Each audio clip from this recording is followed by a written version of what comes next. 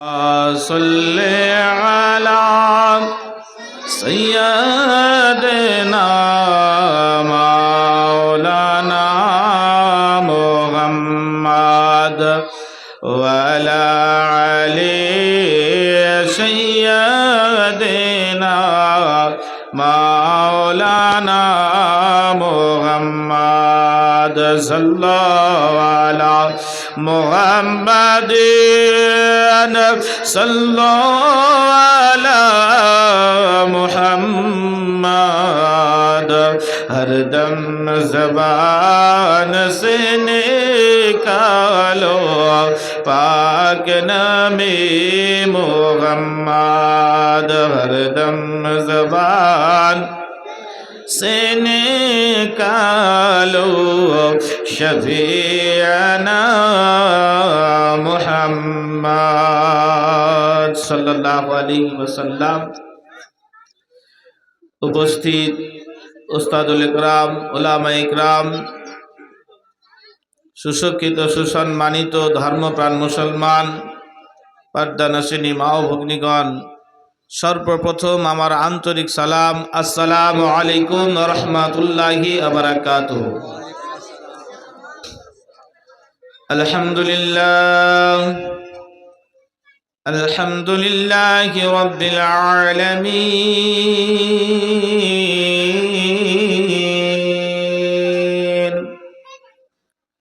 ওয়াল আকিবাতু লিল মুত্তাকিন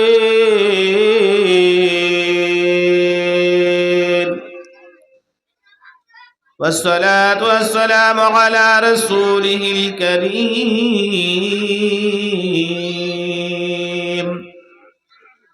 أما بعد فأعوذ بالله من الشيطان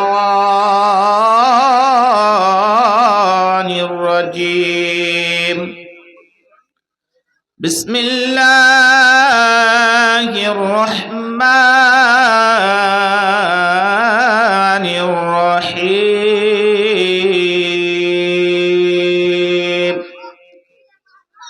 وأما بنعمة ربك فحدث آمنت بالله صدق الله العظيم وصدق رسوله النبي الكريم ونحن على ذلك من الشاهدين والشاكرين والحمد لله رب العالمين إن الله وملائكته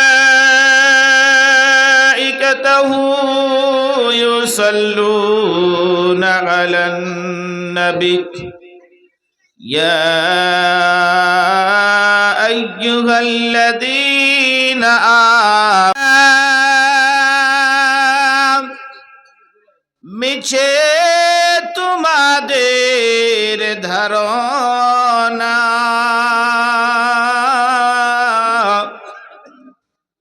বাড়ি বাড়ি করগ তোমরা মিছে তোমাদের ধারণা আসল বাড়ি কবর হবে বুঝেও তোমরা বোঝো না। আল্লাহুম্মা সাইয়্যিদিনা মাওলানা মুহাম্মদ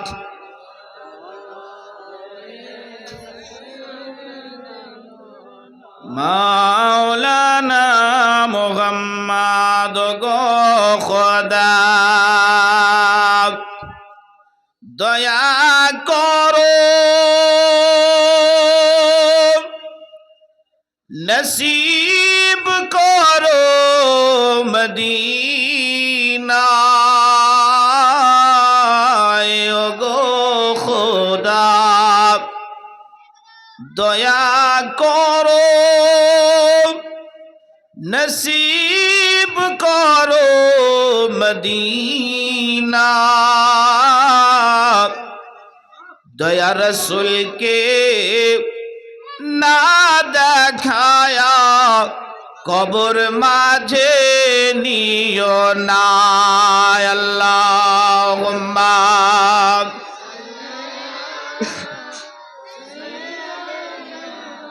মাওলানা মুহাম্মদ ওয়া আলা আলিহি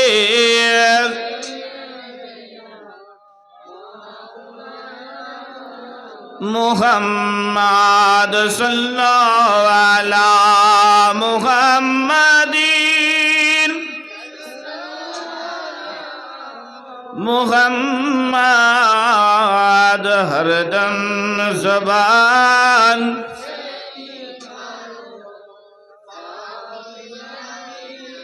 मुहम्मद हरदम ज़बान से निकालो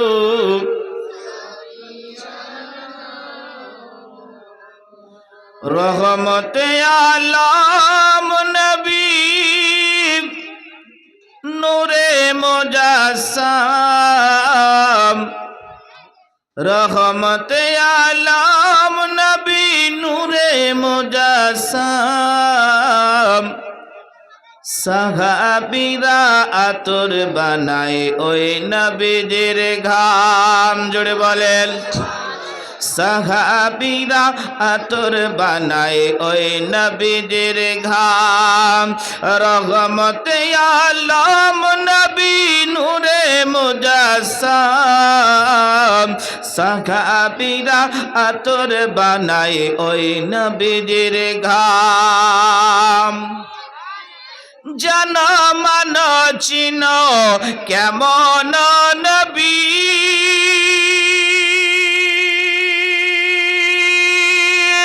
যাহার পাগল চন্দ্র সূর্য তারকারাজি জানো মানো চিনো কেমন নবী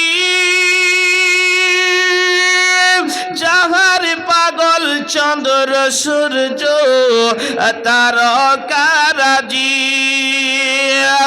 আর শুনবানি সুন্দর কাহিনী আর শুনবানি সুন্দর কাহিনী জান্নাতের রুমে রুমে লেখা নবীর নাম জান্নাতের রুমে রুমে লেখা নবীর নাম বলুন রহমতে আলম নবী নূরে মুজস্সম সাহাবীরা আতর বানায় ওই নবীজির ঘাম সাহাবীরা আতর বানায় ওই নবীজির ঘাম উস্তুনে হান্নানা একটা খেজুর গাছের নাম যাকে ধরে খুতবা দিতেন রাসূল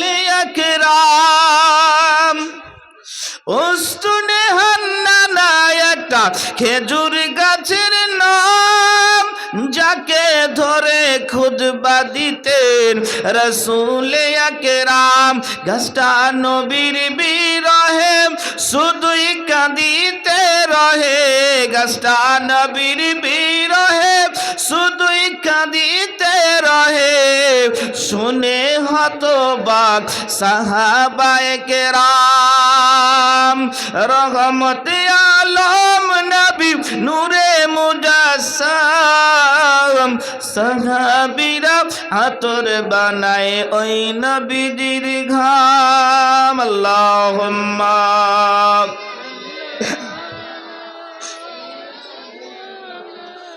মাওলানা মুহাম্মদ সাল্লাল্লাহু আলাইহি ওয়াসাল্লাম আলহামদুলিল্লাহ সমস্ত প্রশংসা তারিফ সেই মহান করুণাময় আল্লাহ রাব্বুল আলামিনের জন্য যিনি অক্ষয় অব্যয় অনাদি ওয়াহদাহু লা শারীকা লাহু যিনি কোন শব্দের দ্বারাই সমগ্র পৃথিবীকে সৃষ্টি করিয়া নিজের সচলে আনিয়াছেন তিনি মহান রব্বুল আলামিন আবারও ফায়াকুন শব্দের দ্বারাই ধ্বংস বা সমাপ্তি করিবেন এহেন খোদার প্রতি সকল সৃষ্টির প্রতি শুকরিয়া আদা করি উচ্চ স্বরে বলুন আলহামদুলিল্লাহ।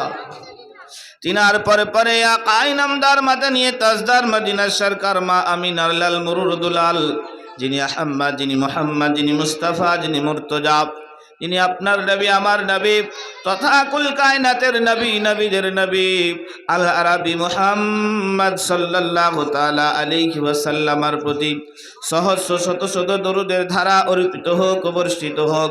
তিনার আল ও আসহাব উম্মত উম্মতি আল্লাহর সকল সৃষ্টি বান্দা বান্দীদের প্রতি অশেষ আল্লাহর রহমত নাজিল হোক। উচ্চ স্বরে বলুন আল্লাহুম্মা আমিন। বিরাদার, অটুট সংবিধান যার নাম কোরআন, এখনো কোরআনের মতো পৃথিবীতে আর কোনো কিতাব নেই। আল্লাহর দেওয়া আসমানি কিতাব চারখানা, তার মধ্যে আমরা আখিরি জামানার লোক, আখিরি জামানার আখিরি নবীর উম্মত, এবং আমরা শেষ কিতাবকে পানেওয়ালা, পড়নেওয়ালা, মাননেওয়ালা। অর্থাৎ আমরা কোরআন পড়ছি, কোরআনের মধ্যে কোরআন পড়ি, কোরআনকে দেখি, কোরআনকে ছুঁতে পারি, সিনাতে লাগাতে পারি, চোখে লাগাতে পারি, চুমো খেতে পারি। এখনো কোরআন আল্লাহ পাকের ইরশাদ করেন, ওয়া আম্মা বিনি'মাতি রাব্বিকা ফাহাদ্দিস, তোমরা বেশি বেশি করে আল্লাহর নিয়ামতের প্রশংসা ও চর্চা করো। বলেন সুবহানাল্লাহ। আজ যে উদ্দেশ্য করে মিলাদ শরীফকে আয়োজন করা হয়েছে, এখনো বাড়ির একজন গার্জেন, এখনো বাড়ির একজন কর্তা, এখনো বাড়ির একজন হেড অফ দ্য ডিপার্টমেন্ট, এখনো বাড়ির চালক একজন ছিলেন, আজ তিনি আমাদের মধ্যে নেই। হয় আজকের ডেটে বা এই বৎসরে বা এই মাসে উনি আমাদের মতোই বসবাস করতে করতে হঠাৎ করে আমাদেরকে ছেড়ে দিয়ে সব কিছু ভুলে গিয়ে এমনই একটা জায়গায় পাড়ি দিয়েছেন যে পুনরায় তার সঙ্গে আর সাক্ষাৎ হবে না। জোরে বলেন সুবহানাল্লাহ। তারই ইসালে সওয়াব, তারই সুবহানাল্লাহ সাদকায়ে জারিয়া, তিনার কবরে কিছু পৌঁছাবার জন্যে, আমল নামায় কিছু দেওয়ার জন্যে এই সুন্দর মাহফিলকে, মজমুয়াকে মানানো হয়েছে, সাজানো হয়েছে।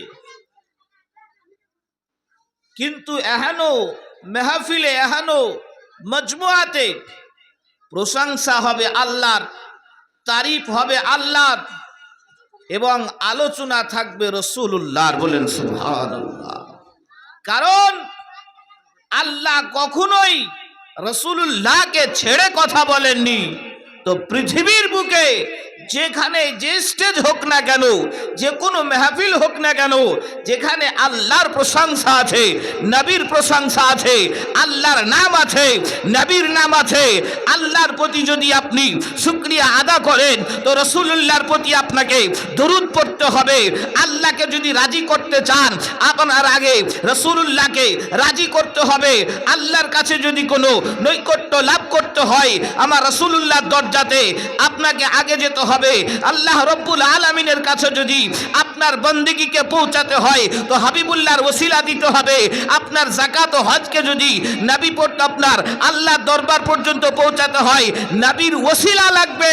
অর্থাৎ আল্লাহ পাক নবী ছাড়া নয়, আর নবী আল্লাহ ছাড়া নয়। বলেন সুবহানাল্লাহ। বিরাদার, এই যে চর্চা, প্রশংসা আল্লাহর বিশাল একটা নিয়ামত, যে আমাদেরকে নবীর উম্মত করেছেন।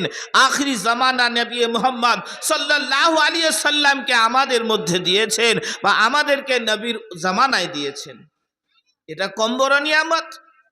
আল্লাহ পাকের কোন কোন নিয়ামতকে আপনি মিথ্যা বলে প্রকাশ করতে পারবেন? কোনটা থেকে আপনি অস্বীকার করতে পারবেন? আপনার অঙ্গ শরীরটাকে দেখেন যে আল্লাহ পাক কোনটা আপনাকে এত বড় নিয়ামত দেয়নি। আপনি যদি বলেন যে আমাকে দেখিয়ে দেন, আপনি সারা জগতের অন্ধকার হয়ে যাবে, কিছুই দেখতে পাবেন না। এত বড় নিয়ামত যে আল্লাহ পাক আপনাকে দুটি চোখ দান করেছে। বলেন সুবহানাল্লাহ। বলে চোখ আমার থাক, কিন্তু শরীর চালার জন্যে দুটা কিডনি দেওয়া হয়েছে। এত দামি, এত দামি। একবার যদি ফেলিওর হয়ে যায় আপনার সম্পদ শেষ হয়ে যাবে, কিন্তু দ্বিতীয় পাওয়া খুব মুশকিল আছে। আর আল্লাহর জোড়া যদি একবার কেটে যায় না, যদিও টাকা দিয়ে খরিদ করতে পারেন, কিন্তু সেই কানেকশন হবে না। কতদিন থাকবেন? বড়জোর 2.5 মাস 6 মাস, এর মধ্যে কিন্তু আপনাকে আবার সেই জায়গায় পাড়ি দিতে হবে, আখির আপনাকে ইন্তেকাল করতে হবে। বলেন সুবহানাল্লাহ। বিরাদারান ইসলাম, মুআজ্জাজ সামনে গ্রাম, জনাব মরহুম রুস্তম সাহেব আজ ইন্তেকাল করে গেছেন। ছেলেরা সবাই মিলে বছর কি করছেন? চিনার বিবিজান হয়তো দুনিয়াতে হায়াতে বেঁচে রয়েছেন, চাতক পাখির মতো আল্লাহর কাছে মনে মনে চাইছেন, আল্লাহ এতদিন যাবৎ চিনার সঙ্গে উঠা বসা করেছি, চলাফেরা করেছি, কথা বলেছি, খেয়েছি, খাইয়েছি। আল্লাহ গো, 1 বছর 2 বছর 5 বছর কয়েক বছর যাবৎ আমরা এক চোখ থাকতে থাকতে আজকে পৃথক হয়ে গেছে। জানি না আমার প্রাণের স্বামী কোন অবস্থায় রয়েছে। পুত্র নিরালায় বসে ভাববে, আল্লাহ গো, দুনিয়াটাকে তুমি এত সুন্দর করে সাজালে, আমার পিতা বানিয়েছিলেন, যাকে কষ্ট করে আমাকে মানুষ করলেন, বড় করলেন, আমাকে দিক বিদিক সমস্ত কিছু শিখিয়ে দিলেন। আজকে যদি উনি আমাদের কাছে বেঁচে থাকতেন, আমাদের সুখ দেখে আরো আনন্দিত হয়ে যেতেন। কিন্তু বেরাদার, সমান কাউরির জন্য নয়। কেউ আব্বা পেও আব্বার মর্ম বুঝে না, কেউ আব্বা হারিয়ে দিয়ে খুঁজে বেড়ায় আর পাওয়া যায় না। অর্থাৎ প্রস্তুত হয়ে যান, তৈরি হয়ে যান। যাদের বাপ বেঁচে আছে, মা বেঁচে আছে, তাদের প্রতি আপনি ভালো সলুক করুন, তাদের প্রতি আপনি ভালো কথা বলুন, তাদের প্রতি আপনি আদব বজায় রাখুন, তাদেরকে আপনি নরম কথা বলুন। যদি আপনাকে একবারের জন্যে ওই মা বাবা আপনাকে দোয়া করে দেয়, আপনার নামাজ অপেক্ষা, আপনার রোজা অপেক্ষা, আপনার যাকাত অপেক্ষা, আপনার হজ অপেক্ষা, আপনার তাহাজ্জুদ অপেক্ষা, আপনার জিকির অপেক্ষা, আপনার তাসবিহ তাহলিল অপেক্ষা, আপনার মা বাবা দোয়াতে এগুলা সব মুকাম্মাল হয়ে আপনাকে আল্লাহ উঁচু মাকাম দান করে দিতে পারেন। আর যদি আপনি নামাজ গাদার গাদা পড়েন, মা অসন্তুষ্ট থাকে, বাবা বেমুখ হয়ে থাকে, নামাজ আপনার আসমানে ঝুলে থাকবে, রোজা আপনার আসমানে ঝুলে থাকবে, যাকাত আপনার আসমানে ঝুলে থাকবে, হজ আপনার আসমানে ঝুলে থাকবে। আল্লাহকে জিজ্ঞাসা করবেন, আল্লাহ গো, নামাজে আমি ত্রুটি রাখিনি, রোজাতে আমি ত্রুটি রাখিনি, যাকাত দিতে কোনোদিন কণ্ঠিত হইনি, তবে কেন আমার এখনো আমল নামায় আসেনি? আল্লাহ পাক বলবে, বান্দা, তুমি যার ওরসে দুনিয়াতে এসেছো তার সঙ্গে ভালো ব্যবহার করতে পারোনি, এখনো তারা তোমার প্রতি রাজি নয়, এখনো তারা তোমার প্রতি নারাজ হয়ে আছে। যে মা তোমাকে 10 দিন ধরে গর্ভে রাখলেন, রক্তগিরি ফাইন করেন, তোমার খাদ্য জোগালেন, আমি আল্লাহ রিজিক বহন করেছি, এখনো মাকে তুমি আওয়াজ দিয়ে কষ্ট দিয়েছো, তোমার মা এখন পর্যন্ত তোমার প্রতি রাজি নয়। অর্থাৎ যতক্ষণ পর্যন্ত মা রাজি না হয়, তোমার এবাদতই রাখা আছে। বলেন সুবহানাল্লাহ। বেরাদারান ইসলাম, মুআজ্জাজ সামনে গ্রাম, আজ সুখী সমাজ চিন্তা করেন, কোন হালাতে এসেছিলেন, কোন হালাতে যাবেন। আপনার আমার গৌরব, আপনার আমার অহংকার পতন হয়ে যাবে। পৃথিবীতে বাচ্চা জন্ম নেয়, আমিও জন্ম নিয়েছি, আপনারাও জন্ম নিয়েছেন। কেউ কাপড় পরে এসেছেন? কেউ কাপড় পরে আসেন না। এই আব্রুটা সর্বপ্রথম যিনি আমাদের মায়ের পেট থেকে দুনিয়াতে প্রসব করান, তিনি দেখেন। তারপরে সঙ্গে সঙ্গে একটা ন্যাকড়াদের জোরে নানি হোক, দাদি হোক, চাচি হোক, ফুপু হোক, খালা হোক, শাশুড়ি হোক, তারা কোলে তুলে দেয়। বেরাদার, আল্লাহ কত বড় দয়াবান, দয়া করেছেন। এলেন আপনি নাঙ্গা, যাবেন আপনি ঢাকা। আপনার বিগত দুনিয়াতে যতদিন আল্লাহ হায়াত দিয়েছেন, হায়াত, এই হায়াতকে আপনি ভক্ষণ করলেন, বসবাস করলেন, থাকলেন। আখির আপনার একদিন মওত হবে। এই মওতের দিনে আপনাকে কি দিবে? এত বড় অট্টালিকা আপনাকে রাখবে না। গাদার গাদা কাপড় কিনে রেখেছেন, একটাও আপনাকে দিবে না।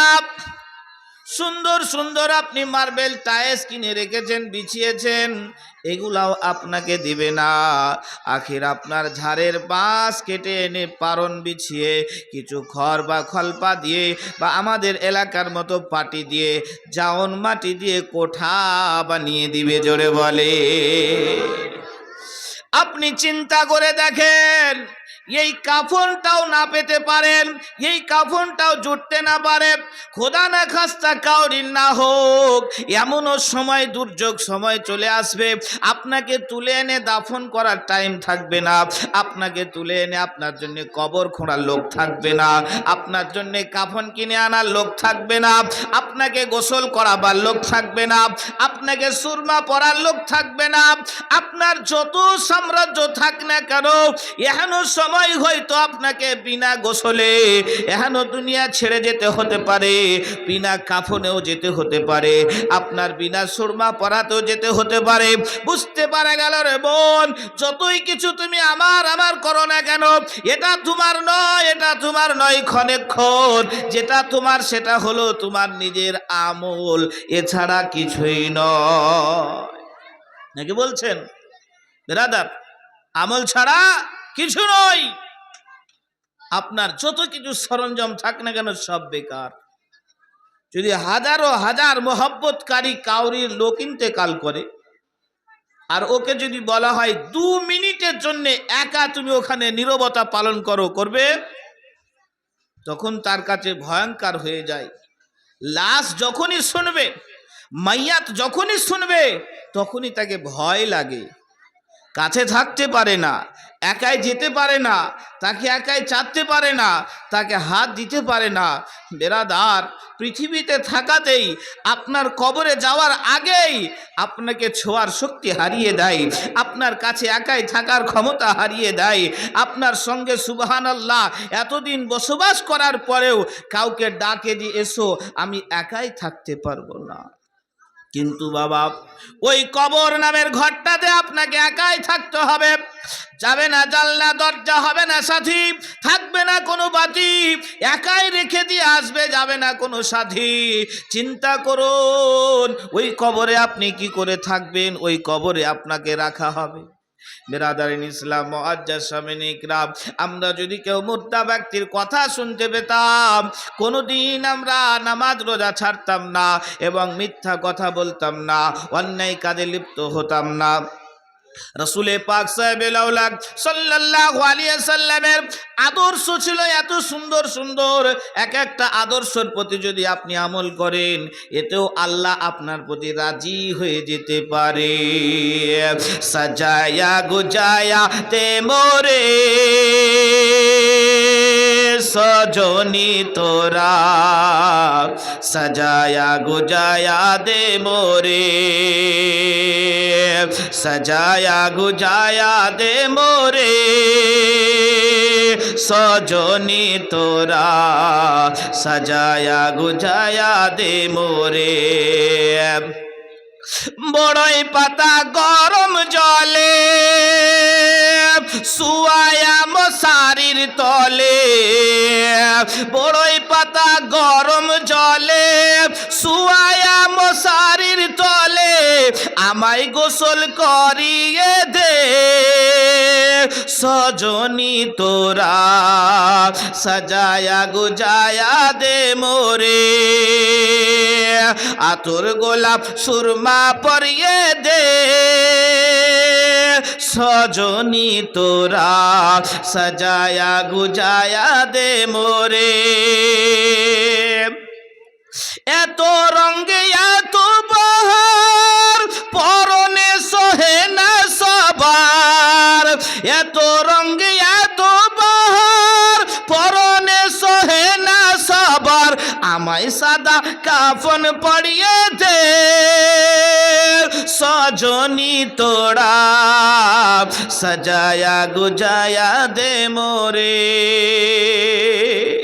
আখির লাশ হয়ে পড়ে আছে মা, লাশ হয়ে পড়ে আছে বাবা, লাশ হয়ে পড়ে আছে ভাই, লাশ হয়ে পড়ে আছে চাচা। বলতেছিল আমার প্রতিবেশী, শুনে নাও শুনে নাও, আমাকে তাড়াতাড়ি গরম পানি করে বড়ই পাতা দিয়ে মশারির তলে নিয়ে গিয়ে গোসলটা করিয়ে দাও, আতর গোলাপ ছিটিয়ে দাও। আমি রঙিন কাপড় নেব না, কোনো দামি কাপড় নেব না, সামান্য কাপড় যার নাম কাফন, এটা আমাকে জলদি পরিয়ে দাও। এই কাপড়টার মূল্য কতটা?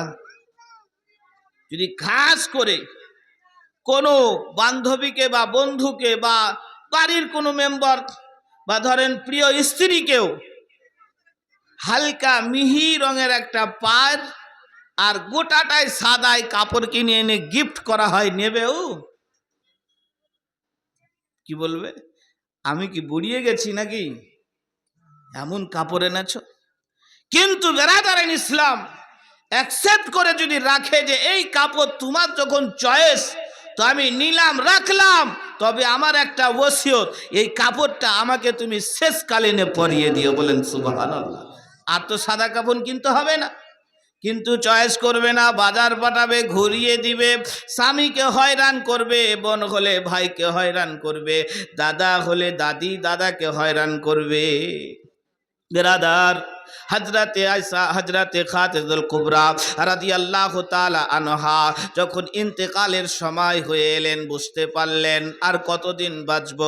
আমার নবী পাক সাহাবে লাউলাক সাল্লাল্লাহু আলাইহি ওয়াসাল্লামকে বলতেছিলেন, হুজুর আমার দুটো কথা রাখবেন আপনি।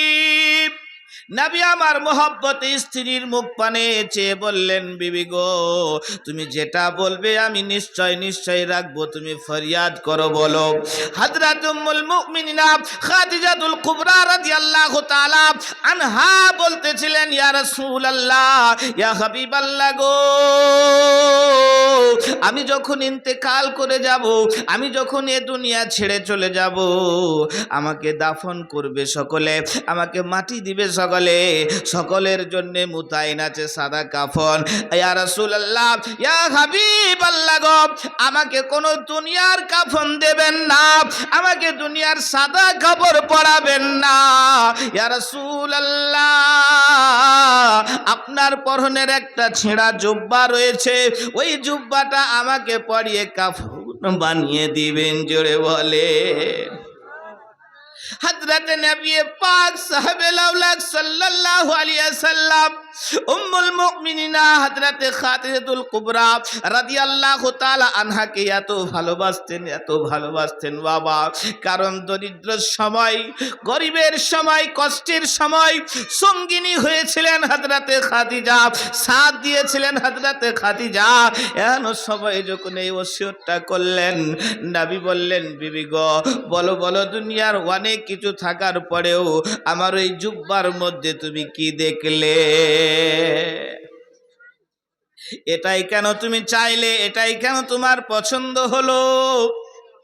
বেরাদার, হযরত খাদিজাতুল কুবরা রাদিয়াল্লাহু তাআলা আনহা বলতেছিলেন, ইয়া রাসূলুল্লাহ, ইয়া হাবিবাল্লাহ গো, আমি এক যুদ্ধের সময় দেখেছিলাম, আপনার যুদ্ধের ময়দানে যখন আপনি জিহাদ করতেছিলেন, ফাতহ করেছিলেন, এমন সময় আবু জেহেলের এক পুত্র এসে দৌড়ে খুশি হয়ে আপনাকে জড়িয়ে ধরেছিল।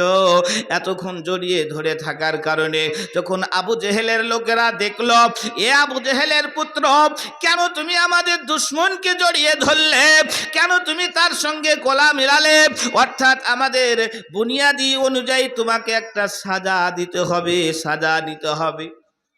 আবু জেহেলের পুত্র বলেছিল, শোনো আমি ভালো করে জানি এই গলা মেলার জন্য, এই বুক মেলার জন্য, জড়িয়ে ধরার জন্য আমার গোষ্ঠীদ্বন্দ্ব আমাকে একটা সাজা দিবে, অর্থাৎ তোমরা যে সাজা দিবে আমি মাথা পেতে নেব। যেহেতু আমি নবী মুহাম্মদকে জড়িয়ে ধরেছি, ওই আবু জেহেলের বুনিয়াদি গোষ্ঠী লোকেরা একটা সাজা চেষ্টা করলো, ঠিক করলো। আবার আবু জেহেলের পুত্রকে বলল, তুমি বলো কি সাজা চাও? দাও, তুমি যে সাজাটাই বলবে আমরা সেই সাজাটা দেব। বেরাদারিন ইসলাম, আবু জেহেলের পুত্র বলেছিল আমাকে সাজা দিবে, শোনো, আমার পাগুলাকে বেঁধে দিবে, হাতকে বেঁধে দিবে, জঙ্গলের মধ্যে ছুঁড়ে ফেলে আসবে, সেখানে বড় বড় বাঘ থাকবে, বড় বড় সিংহ থাকবে, সেখানে ভল্লুক থাকবে, কত দুঃস্ব জানোয়ার থাকবে, আমাকে ছিঁড়ে খাবে, আমাকে তারা নিজের ভক্ষণ করে নেবে, আমি যতই কষ্ট পাক না কেন আমি তাদের খাদ্য হয়ে যাব, এটাই তোমরা আমাকে সাজা দিও। আবু জেহেলের বেটার কথা মোতাবেক হাত পাকে বেঁধে বন জঙ্গলের মধ্যে ফেলে আসা হলো। দূর থেকে তার লোকেরা দেখতেছিল কোন বাঘ এসে খায়, কোন সিংহ এসে খায়। বেরাদারিন ইসলাম, দৌড়তে দৌড়তে যখন টাইগার আসছে, লায়ন আসছে, ভল্লুক আসছে, তাকে হামলা করবে, তাকে খাবে, আর যেমনই 5-10-7 হাতের মাথায় ওই বাঘ নবীর শরীরের ঘাড় আবু জেহেলের পুত্রর শরীরে পায়, বাঘ সেখানেই দাঁড়িয়ে যায়। জোরে বলে।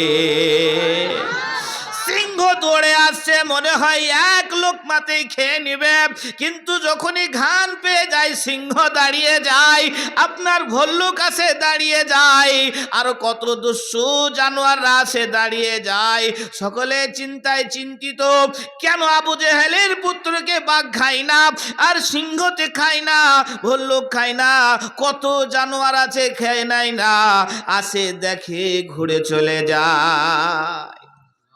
তাকে উদ্ধার করে আনা হলো, জিজ্ঞাসা করা হলো, বলো তোমাকে বাঘ কেন খায় না, তোমাকে সিংহ কেন খেলো না?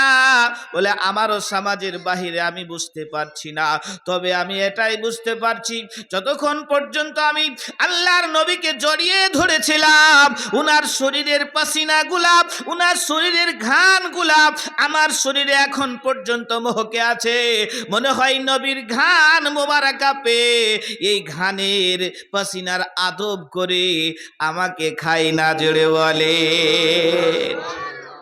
আবু জেহেলের বেটা কলমা পড়েনি, মুসলমান হয়নি, কোরআন পড়েনি, নামাজ পড়েনি, হজ করেনি, যাকাত দেয়নি, এইরকম সমাজে কোনোদিন বসেনি, এবং নবীর বিরোধী করেছে, নবীর সঙ্গে জিহাদ করেছে, তবুও বাঘ খেলো না, সিংহ খেলো না, কারণ তার শরীরে নবীর খুশবু বিরাজ করছে।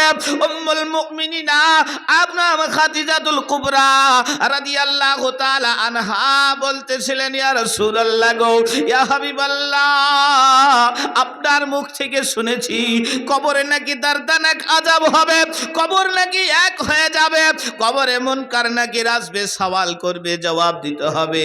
ইয়া রাসূলুল্লাহ, ইয়া হাবিবাল্লাহ গো, আমার এই পোশাকটা দেখে, আপনার এই জামাটা দেখে মুনকার নাকিরের কাছে সওয়াল জবাবের আসান হয়ে যাবে, ওই কবর একত্রিত হবে না, আমার মনোবল বিশ্বাস, এর জন্য আপনার পোশাকটা আমার কাফন বানিয়ে দিবেন। জোরে বলে। হযরত নবী পাক সাহাবে আউলাদ সাল্লাল্লাহু আলাইহি ওয়াসাল্লাম বলতেছিলেন, বিবি বলো বলো তোমার দ্বিতীয় শর্তটা কি, দ্বিতীয় ওসিয়তটা কি? আমার খাদিজা বলতেছিলেন, বাবা হুজুর, আমাকে যখন জানাজায় নিয়ে যাওয়া হবে, আমার জানাজা পড়িয়ে দেওয়া হবে, আমাকে কবরে শুইয়ে দেওয়া হবে, কবরে শুইয়ে দেওয়ার পর যখন আমি আড়াল হয়ে যাব, আমার সকল শ্রোতা চলে গেলেও ইয়া রাসূলুল্লাহ গো, ইয়া হাবিবাল্লাহ, আপনি চলে যাবেন না, কারণ আমি মুনকার নাকিরের জবাব দিবি হব, আমি মুনকার নাকিরের সওয়ালের জবাব দেব, আমার যদি দুর্বলতা হয়ে যায়, আমার যদি কমজোরি হয়ে যায়, ইয়া রাসূলুল্লাহ, ইয়া হাবিবাল্লাহ, আপনি আমাকে একটু মাদাদ করবেন। আল্লাহর নবী কবরের কাছে দাঁড়িয়ে আছেন। আল্লাহুস সামাদ, পুরুষরা কখনো ফুপড়ি জোরে কাঁদতে পারে না, আমার নবী জোরে না কেঁদেও আমার খাদিজাতুল কুবরার জন্য বাবা চোখ দিয়ে পানি ঝরঝর করে ঝরতেছিল, আল্লাহর কাছে মনে মনে বলতেছিলেন, আল্লাহ আমার খাদিজার কবরের আযাব তুমি মাফ করে দিও, খাদিজাকে তুমি কবরে আযাব দিও না। এই বাসনা নিয়ে দাঁড়িয়েছিলেন, মুনকার নাকির আসবে, সওয়াল করবে, আর তিনি মাদাদ শাহাদাত করবেন, জোরে বলে। যার পরনে নবীর জামা মুবারাকা রয়েছে, যার পরনে নবীর জুব্বা মুবারাকা রয়েছে, বাবা মুনকার নাকির আসে না, সময়ে সময় চলে যায়, টাইম পেরিয়ে যায়, মুনকার নাকির আসে না, মুনকার নাকির আসে না। আল্লাহর নবী মনে করছিলেন এই কবরে কি মুনকার নাকির আসবে না। আল্লাহর কাছে, আল্লাহ পাকের কাছে ফরিয়াদ করলেন, ইয়া হালাল আলামিন, এতক্ষণ পর্যন্ত আমি অপেক্ষা করলাম, এখনো মুনকার নাকিরের আগমন হলো না। আমার মহান আল্লাহ বলেন, ও আমার হাবিব, ও আমার নবী, শোনো, তুমি ওই কবরে দাঁড়িয়ে আছো যতক্ষণ পর্যন্ত এটা ঠিক, তবে আমি আল্লাহ মুনকার নাকিরকে নিষেধাজ্ঞা জারি করে দিয়েছি, খাদিজাকে কোনো সওয়াল করিও না, জোরে বলে। আজ দুনিয়ার সব কবরে মুনকার নাকির গেছে যাবে, কিন্তু খাদিজাতুল কুবরা রাদিয়াল্লাহু তাআলা আনহার কবরে মুনকার নাকির সওয়াল করতে আসেনি। আল্লাহ পাক নিষেধাজ্ঞা জারি করেছেন। এ আমার সোনামণি ভাইরা, আমার মায়েরা, শুনে রাখো, সামান্য জিন্দেগি, সামান্য সময় তোমার কাছে আছে, এই আছো এই নেই, চিন্তা করো কোন কাজটা তোমার সম্পন্ন হবে, কোনটা হবে না। তুমি চট করে কবরবাসী হয়ে যাবে। হবে এলান তোমার নাম, হবে এলান তোমার নাম মসজিদের মাইকে, হবে এলান তোমার নাম মসজিদের মাইকে। বাড়িওয়ালা নাই রে, বাড়ি নাই রে দুনিয়াতে, জোরে বলেন, বাড়িওয়ালা নাই রে, বাড়ি নাই রে দুনিয়াতে। এখন আমরা এখানে মুসলিম পাড়ার কিছু লোক হাজির আছি, এর বাইরে যদি কাউর ইন্তেকাল হয় আমরা এখন বুঝতে পারবো না। কেন? আমরা নবীর মাহফিলে আল্লাহর কিছু গুণচর্চা শুনতে আমরা মোহিত হয়ে আছি, ব্যস্ত হয়ে আছি। কিন্তু পার্শ্ববর্তী মসজিদের মাইকে যদি এক্ষুনি একটা দুঃসংবাদ বা মুয়াজ্জিন সাহেব ইন্না লিল্লাহি ওয়া ইন্না ইলাইহি রাজিউন পড়ে, তো আমরা সবাই কান খাড়ো করে দেব যে আমার পাড়ার, আমার বস্তি কে ইন্তেকাল করলো, নাকি বলে। এর আগে আমরা কেউ খবর জানি না, কেউ ভাবিনি, কিন্তু এমনও লোক আছে যে হয়তো আপনি দেখে এসেছেন এখানে, এবার নাম এলান হচ্ছে মসজিদের মাইকে, আর দুনিয়াতে নেই। সময় খুব কমের মধ্যে আপনাকে দুনিয়ার আলো থেকে মাটির নিচে অন্ধকারে চলে যেতে হবে, জোরে বলেন সুবহানাল্লাহ। এই জন্য বলছে, হবে এলান তোমারি নাম, হবে এলান তোমারি নাম মসজিদের মাইকে। বাড়িওয়ালা নাই রে, বাড়ি নাই রে দুনিয়াতে, বাড়িওয়ালা নাই রে, বাড়ি নাই রে দুনিয়াতে। বিরাদার, কতক্ষণ সময় আপনার সময় নেই, আব্বা চলে গেছে, কাল আপনি যাবেন বা মা চলে যাবে। একটু কবরের জন্য চিন্তা করেন, কিয়ামতের জন্য চিন্তা করেন। আপনার নবী, আমার নবী, দো জাহানের বাদশা নবী, কুল কায়নাতের নবী, চিনার কোনো চিন্তাই নাই। তবু যেদিন থেকে দুনিয়ায় এসেছেন আমাদেরকে জান্নাত না নিয়ে যাওয়া পর্যন্ত চোখের পানি ফেলে কাঁদতে আছেন, জোরে বলে। মধ্যে একটা রাত গেল না, আপনাদের শবে বারাত হয়েছে, রাত জাগ্রত করেছিলেন, 2টি রোজা রেখেছেন। এর উদ্দেশ্য হচ্ছে আল্লাহ রব্বুল আলামিনকে খুশি করা, আল্লাহ রসুলকে রাজি করা, এবং আপনার জানা অজানা গুনাহ থেকে মার্জনা পাওয়া। আল্লাহ পাক এই রাত্রিতে কি বলেছেন? এ আমার বান্দারা, এসো, রহমতের দরজা খুলে দিয়েছি, বরকতের দরজা খুলে দিয়েছি। যা রহমত চাওয়ার আছে চাও, আমি আল্লাহ তাকে রহমত দিয়ে দেব। যার বরকত চাওয়ার আছে চাও, আমি আল্লাহ তাকে বরকত দিয়ে দেব। যার মাগফিরাত চাওয়ার আছে চাও, আমি আল্লাহ মাগফিরাত করে দেব। এসো আমার কাছে, যার পাহাড় সমতুল্য গুনাহ হয়েছে, আমার কাছে তওবা করো, আমি আল্লাহ ক্ষমা করে দেব। বেরাদারিন ইসলাম, মুআজ্জাজ সামিন ইকরাম, এই রাত্রিতে আমরা জান ভরে অনেক মানুষ ঘুমালাম নাকি? মুসলিমে কয়টা? হয়তো এখানে যা পরিস্থিতি, মসজিদের 20টা লোকও জাগেনি নাকি মুয়াজ্জিন সাহেব? 10টাও লয়, 5টাও লয়। কিন্তু বেরাদার, নবী মুস্তাফা সাল্লাল্লাহু তাআলা আলাইহি ওয়াসাল্লামা আমাদের হয়ে চিন্তায় চিন্তিত এই রাত্রি বেলায় কবরের চারিপাশে ঘুরছেন আর কান্না করছেন, আল্লাহর কাছে দোয়া করছেন। জোরে বলেন সুবহানাল্লাহ। হযরত উম্মুল মুমিনিন মা আয়েশা সিদ্দিকা রাদিয়াল্লাহু তাআলা আনহা 14 তারিখ, গত 15 তারিখের রাতে বিছানায় শুয়ে আছেন। হঠাৎ করে মধ্যরাত্রিতে ঘুম ভেঙে যায়, তন্দ্রা সরে যায়। বিছানায় হাত দিয়ে দেখছেন পার্শ্বে স্বামী নাই, অর্থাৎ আল্লাহ রাসূল নাই। চিন্তা করছেন নবী কোথায় গেলেন। দৈনন্দিন নবীকে রাত্রির, গভীর রাত্রির নামাজ পড়ার জন্য 1 লোটা পানি দিতেন, আর সেই পানিতে ওযু করে আল্লাহ রাসূল সাল্লাল্লাহু আলাইহি সাল্লাম মসজিদে চলে যেতেন, নামাজ পড়তেন, খোদাকে রাজি করতেন, আমাদের জন্য পড়তেন ইয়া রাব্বি হাবলি উম্মতি। জোরে বলেন সুবহানাল্লাহ। ইয়া রাব্বি হাবলি উম্মতি। আমরা বলি সুবহানা রাব্বিয়াল আলা, রাসূলুল্লাহ বলেন সুবহানা রাব্বিয়াল আলা নয়, ইয়া রাব্বি হাবলি উম্মতি। আমার উম্মতের কি হবে, আমার উম্মতের কি হবে? আমার উম্মুল মুমিনিনা মা আয়েশা সিদ্দিকা রাদিয়াল্লাহু তাআলা আনহা বিছানা ছেড়ে দিয়ে লোটার কাছে গেলেন, পানি রাখা আছে।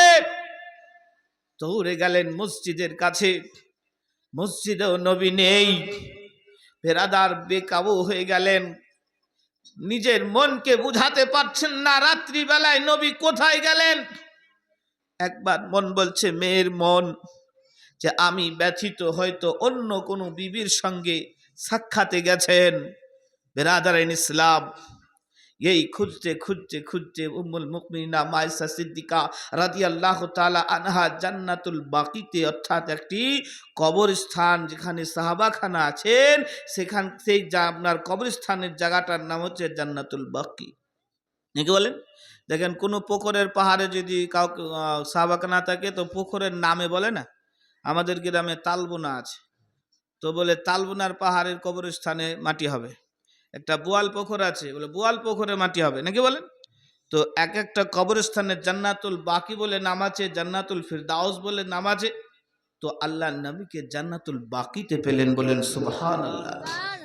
আচ্ছা, এখানে একটা প্রশ্ন, যে আল্লাহ পাককে রাজি করতে আল্লাহ রসুল, বা আল্লাহর কাছে ক্ষমা চাইতে আল্লাহ রসুল কাবা বাইতুল্লাহতে যেতে পারতেন, মাকামে ইব্রাহিমে যেতে পারতেন, বাইতুল আপনার সাফা আল মারওয়া পাহাড়ে যেতে পারতেন, ইসমাইল জবিউল্লাহকে যেখানে কুরবানি দেওয়া হয়েছে সেখানে যেতে পারতেন, আরাফাতের ময়দানে সকল হাজীদের দোয়া কবুল হয়, নবী যেতে পারতেন।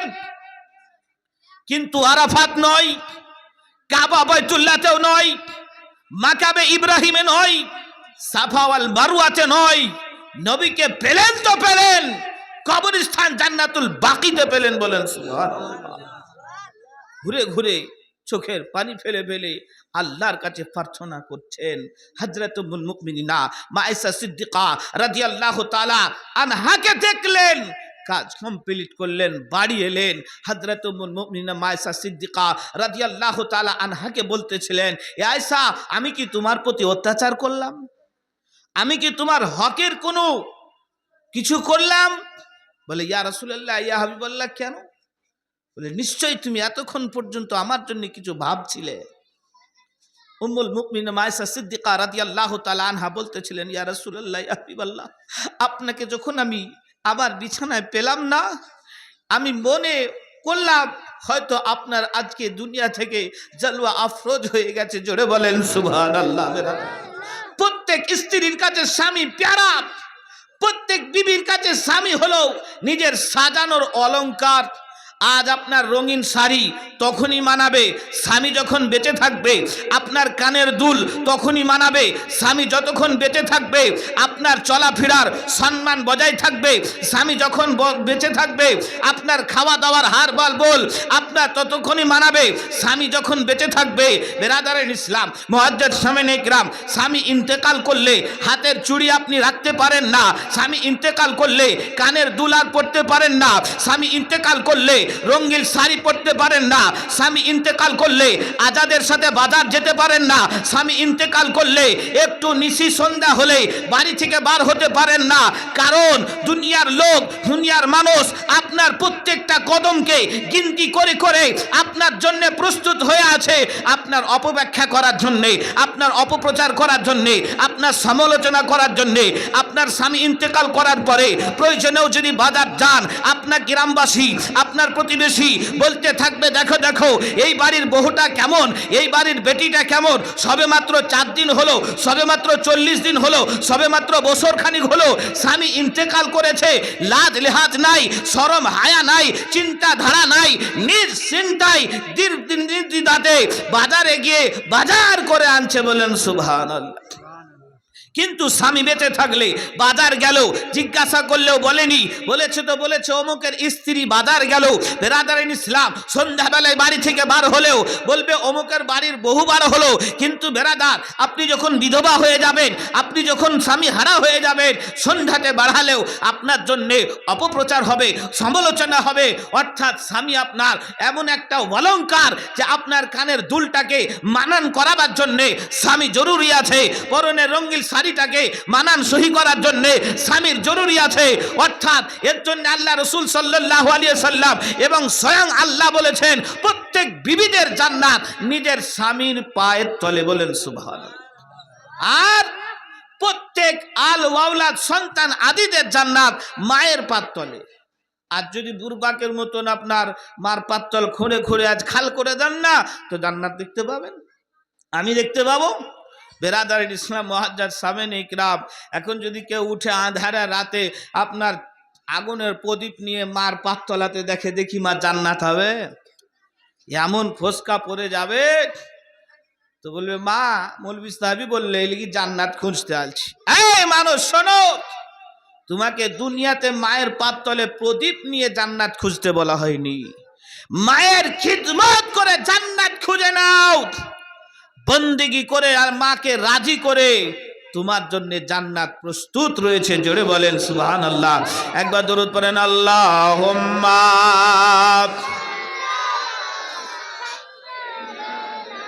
মাওলানা মুহাম্মাদ ওয়ালা আলি মাওলানা মুহাম্মাদ। আমি লিখব চিঠি দেব তোমায়, পাখি পৌঁছে দিও রওজায়। জোরে বলেন। আমি লিখব চিঠি দেব তোমায়, পাখি পৌঁছে দিও রওজায়, পাখি পৌঁছে দিও রওজায়। আমি বসে থাকব এ আশায়, কবে আসবে উত্তর আমার গায়ে। আমি থাকব বসে এ আশায়, কবে আসবে চিঠির উত্তর আমার গায়ে। আমি লিখব চিঠি দেব তোমায়, পাখি পৌঁছে দিও রওজায়। কবে আসবে মদিনার পয়গাম,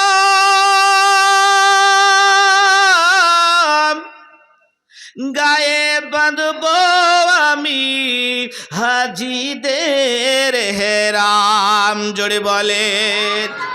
প্রত্যেকের আশা নাই মক্কা যাব, মদিনা যাব, আল্লাহর ঘরকে দেখব, নবীর রওজাকে দেখব, তো আশা রাখেন, আকাঙ্ক্ষা রাখেন, অপেক্ষা করেন, ইন্তজার করেন। আল্লাহ রসুলের যেদিন ডাক আসবে, পয়গাম আসবে, সেই দিনই আপনার গায়ে এহরামের কাপড় আসবে। জোরে বলেন সুবহানাল্লাহ। এই জন্য কবি ওই দিকে লক্ষ্য করে বলেছেন, বেরাদার ইসলাম, কবে আসবে, কবে আসবে মদিনার পয়গাম, গায়ে বাঁধব আমি হাজিদের হেরাম। ঘুরে দেখব আমি, ঘুরে দেখব ও চারিপাশ মদিনায়, আমি ঘুরে দেখব মদিনার চারিপাশ। দু চোখে দেখব সবুজ গুম্বাদ, দু চোখে দেখব সবুজ গুম্বাদ। আমি লিখব চিঠি দেব তোমায়, পাখি পৌঁছে দিও রওজায়। ব্রাদার, আল্লাহ রসুলের কাছে চিঠি লিখতেই থাকেন, প্রস্তাব করতেই থাকেন, দরখাস্ত জমা দিতেই থাকেন। কখন যে কবুল হবে আর আপনাকে সুবহানাল্লাহ এহানো জায়গা থেকে উমরার জন্যে হোক, হজের জন্যে হোক, আল্লাহর নবীর ডাক চলে আসবে, আল্লাহর ডাক চলে আসবে। আপনি এহরাম বেঁধে মদিনাতুল মুনাওয়ারাকে ঘুরে ঘুরে দেখবেন এবং যখনই পলক ফেলবেন সবুজ গুম্বাজ, নবীর গুম্বাজ দেখতে পাবেন। জোরে বলেন সুবহানাল্লাহ। বিরাদারিন ইসলাম, আর একটা নবীর আদর্শ আর সুবহানাল্লাহ ওনার যে চরিত্রেতে সবাই মুগ্ধ হয়ে ইহুদি ও মুসলমান হয়ে জান্নাতি হয়ে গেছেন। দেখেন, নামাজ আমাদেরকে ফারজে আইন আল্লাহ পড়তে বলেছেন। এই যে আগামীতে রমজান আসছে, এটা 12 মাসের 1 মাস রোজা ফরজ, এটা করতেই হবে। কিন্তু বেরাদারিন ইসলাম, নামাজ, রোজা, হজ, যাকাত সমস্ত কিছু ডিমান্ড করছে আপনার আন্তরিকতা, আপনার মহব্বত, ভালোবাসা। জোরে বলেন ভালোবাসা। قل إن كنتم تحبون الله فاتبعوني يحببكم الله ويغفر لكم ذنوبكم الله غفور। নারে তাকবীর, নারে তাকবীর, নারে রিসালাত, নারে রিসালাত, উলামা আহলে সুন্নাত, নারে তাকবীর, নারে রিসালাত। তো বেরাদারিন ইসলাম, আমার ওস্তাদুল মুহতারাম হাজির হয়ে গেছেন। আপনাদের কাছে অনেক সুপরিচিত, কিন্তু আমাদের সুবহানাল্লাহ মাথার তাজ। আমাদেরকে তৈয়ারি করেছেন, আমাদেরকে বানিয়েছেন। তো বেরাদারিন ইসলাম, মুক্তাসার আকারে আমি শুধু আল্লাহ রসুল সাল্লাল্লাহু আলাইহি সাল্লাম একটুকু চরিত্র কেমন এবং মহব্বত কেমন একটু বলেই শেষ, না হলেও অল্পের মধ্যে ইনশাল্লাহ আমার ওস্তাদুল মুহতারামকে দিয়ে দেব।